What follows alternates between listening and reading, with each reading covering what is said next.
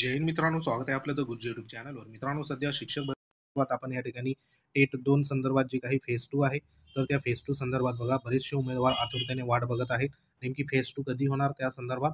तर आता बघा जे काही महत्त्वाचं आहे या ठिकाणी माननीय शिक्षण आयुक्त देखील सध्या बघा जे नवीन आलेले आहे नवनियुक्त, तर ते सध्या बघा त्याने पदभार स्वीकारलेला आहे.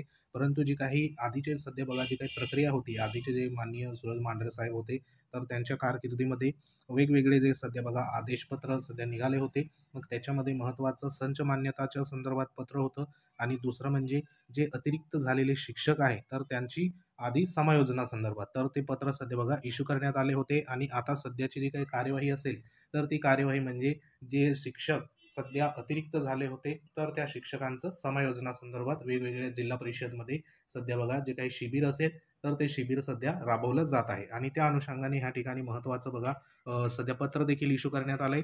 आता हे जे पत्र आहे हे जिल्हा परिषद नाशिक संदर्भात आहे. 31/12/2024 निर्गमित केलेलं पत्र आहे. तर ह्या पत्रामध्ये बघा या ठिकाणी शिक्षक आणि शिक्षकेतर समायोजन 2023-24 प्राधान्य अशा पद्धतीने इथे देण्यात आलंय. तर हे जे पत्र होतं तर हे पत्र सर्व मुख्याध्यापक, सर्व खाजगी अनुदानित, अंशतः अनुदानित माध्यमिक व उच्च माध्यमिक संलग्न शाळा नाशिक संदर्भात आहे. तर इथं जो विषय होता सांगितल्याप्रमाणे संच मान्यता 2023-24 नुसार अतिरिक्त होणाऱ्या शिक्षक शिक्षकेतर पदाच्या संस्था अंतर्गत समायोजन करण्याबाबत. तर बरोबर या ठिकाणी असा विषय देण्यात आलाय. कारण आपल्याला माहिती आहे की सध्या अतिरिक्त होण्याचे जे काही शिक्षकांचं प्रमाण आहे तर ते बघा मोठ्या प्रमाणावर आहे. आणि आपल्याला माहिती आहे की फेज 2 मध्ये महत्त्वाचं या ठिकाणी फेज 2 मध्ये जे काही आयुक्त स्तरावरनं सध्या बघा जिल्हा परिषदला पत्र इश्यू करण्यात आलं होतं की ज्या सध्या नवीन येणाऱ्या ज्या जाहिराती आहे संच मान्यता झाल्यानंतर सध्या ज्या खाजगी संस्था असेल, अनुदानित संस्था असेल तर त्यांच्या ज्या जाहिराती असेल तर त्या फेज 2 मध्ये सध्या बघा नवीन ज्या जाहिराती तर ते फेज 2 मध्ये येणार होत्या. परंतु सध्या ज्या संस्था आहे तर त्या संस्थेमध्ये ऑलरेडी सध्या बघा जे शिक्षक आहे तर ते अतिरिक्त ठरत आहे. तर त्या अतिरिक्त शिक्षकांचं आधी सध्या समायोजन होणार. त्यानंतर बघा एकंदरीत संपूर्ण संच मान्यता झाल्यानंतर किती पदं सध्या त्या ठिकाणी रिक्त होतात तर त्यानुसार फेज 2 मध्ये जी काही जाहिरात असेल तर ती जाहिरात मे बी त्या ठिकाणी देण्यात येईल. तर त्या अनुषंगाने आधी महत्त्वाचं शिक्षकांचं इथं बघा समायोजनाची जी काही प्रक्रिया आहे तर ती प्रक्रिया सध्या राबवण्यासंदर्भात प्रत्येक जिल्हा परिषदेमध्ये अशा पद्धतीने पत्र इथं इश्यू करण्यात आलं आहे. आता इथं जर संदर्भ जर बघितला तर मागचे जे सध्या बघा शासन निर्णय असेल किंवा पत्र असेल तर ते इथं सध्या देण्यात आलेले आहे. बरोबर. तर त्या अनुषंगाने ह्या ठिकाणी जे काही समायोजना संदर्भात संपूर्ण जी काही कार्यवाही असेल तर ती कार्यवाही सध्या बघा इथं सुरुवात होण्यासंदर्भात हे पत्र देण्यात आलं आहे. तर ह्याच्यामध्ये आता जी काही कार्यवाही असेल तर ती कार्यवाही सध्या बघा संबंधित जे काही डेट इथं बघा 6/1/2025 ते 8/1/2025 पर्यंत सध्या बघा इथं होणार आहे. म्हणजे जे समायोजना संदर्भात इथं ठिकाण देण्यात आलंय. त्या अनुषंगाने जे काही शेड्यूल असेल तर ते शेड्यूल देखील इथं बघा देण्यात आलंय. तर ह्याच्यामध्ये आधी संपूर्ण शिक्षकांचं जे काही असेल तर ते ह्याच्यामध्ये समायोजन होणार. आणि एकंदरीत संपूर्ण हे इथं बघू शकता तुम्ही शिबिर जे असेल तर ते शिबिर सध्या 6 ते 8 तारखेपर्यंत आयोजित करण्यात आलं आहे. म्हणजे एकंदरीत हे जे वेळापत्रक आहे तर हे वेळापत्रक जिल्हा परिषद नाशिक संदर्भात आहे. तर ह्याच्यामध्ये जर आपण समायोजनाचं जर शिबिर बघितला तर इथं बघा शिबिराची जी काही डेट आहे तर ती इथं देण्यात आलेली आहे. तर इथं सुरुवात 6 जानेवारीपासून होत आहे. तर 6 जानेवारीनंतर लास्ट जी डेट असेल तर ती डेट म्हणजे आपल्याला सांगितल्याप्रमाणे 8 तारीख या ठिकाणी बघा इथं 8 जानेवारी दिसत आहे. बरोबर.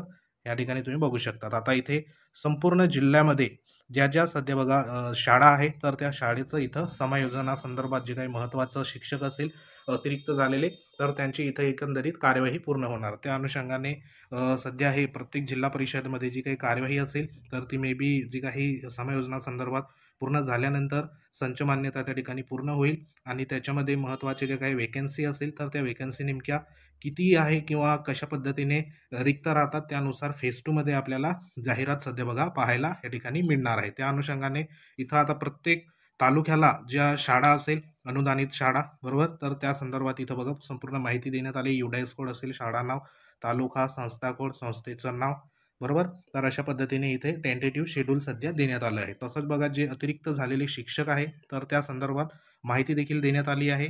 तर ती माहिती तुम्हाला यादी देखील दाखवतो. तर इथं बघा आता समायोजन शिक्षकेतर रिक्त जे काही पदं असेल तर त्या संदर्भात देखील इथं संपूर्ण डिटेल्स ही देण्यात आली आहे. तर इथे नॉन टीचिंग असेल किंवा टीचिंग असेल तर ह्या संपूर्ण बघा जे काही पदं आहे तर त्या पदाचं एक प्रकारे या ठिकाणी समायोजन त्या ठिकाणी होणार आहे. तर आता ही जर शिक्षकांची यादी देखील आहे तर इथं बघा आता हे संपूर्ण बघा शिक्षकांची इथे यादी देण्यात आलेली आहे. तर डिस्ट्रिक्ट नाशिक संदर्भात आहे. तर ह्याच्यामध्ये जे काही स्कूल असेल, स्कूलचं नाव आहे बरोबर, संस्था कोड, संस्था नेम, त्यानंतर संस्था टाईप आहे. तर इथं सर्वात महत्त्वाचं इथं जी पदं आहे बघा या ठिकाणी पदांसंदर्भात देखील माहिती देण्यात आली. तर इथे सँक्शन पदं आहे, त्यानंतर वर्किंग पदं बरोबर आणि ह्या ठिकाणी जे काही व्हॅकंट पोस्ट असेल तर त्या व्हॅकंट पोस्ट इथं देण्यात आलेल्या आहे बरोबर. तर आता ह्या व्हॅकंट पोस्ट ज्या आहे तर ह्या व्हॅकंट पोस्ट म्हणजे संपूर्ण बघा इथं विषय वाईज देखील सध्या पोस्ट देण्यात आले आहे. म्हणजे सब्जेक्ट आणि व्हॅकंट जे काही पोस्ट असेल तर त्याची माहिती देखील देण्यात आली. आता उदाहरणार्थ हा लास्ट जो कॉलम आहे तर ह्याच्यामध्ये बघा सब्जेक्ट वाईज व्हॅकंट पोस्ट. आता ह्याच्या सब्जेक्ट वाईज व्हॅकंट पोस्ट असेल तर त्या व्हॅकंट पोस्टमध्ये इथं कॅटेगरी देण्यात आली. HM असेल, त्यानंतर HM असेल, त्यानंतर SUP असेल सुपरवायझर, UGT असेल म्हणजे 1 ते 5 वर्ग, 6 ते 8 वर्ग आणि ग्रॅज्युएट टीचर 9 ते 10 वर्ग बरोबर.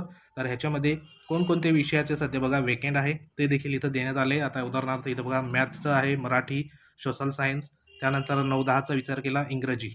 पुढचा बघा मराठी असेल, मॅथ असेल, ह्या ठिकाणी पुढचे विषय आहे मॅथ, हिंदी, म्युझिक. अशा पद्धतीने वेकेंड जे काही विषय आहे तर ते विषय देखील इथं देण्यात आले. तर अशा पद्धतीने संपूर्ण जे काही अनुदानित संस्था आहे तर त्या संस्थेमध्ये अशा पद्धतीने वेकेंड ज्या पोस्ट आहे तर त्या पोस्ट संदर्भात माहिती इथं देण्यात आली आहे. तर आता संपूर्ण जे काही समायोजना संदर्भात एकंदरीत कार्यवाही सध्या बघा या ठिकाणी झाल्यानंतर संस्थेमध्ये नेमक्या किती रिक्त जागा राहतात, काय राहतात त्यानुसार संच मान्यता या ठिकाणी बघा होऊन जी काही नवीन येणारी जाहिरात असेल फेज 2 मध्ये तर ती मे बी आपल्याला पाहायला मिळू शकते. तर सध्या तरी हीच एक महत्त्वाची अपडेट होती.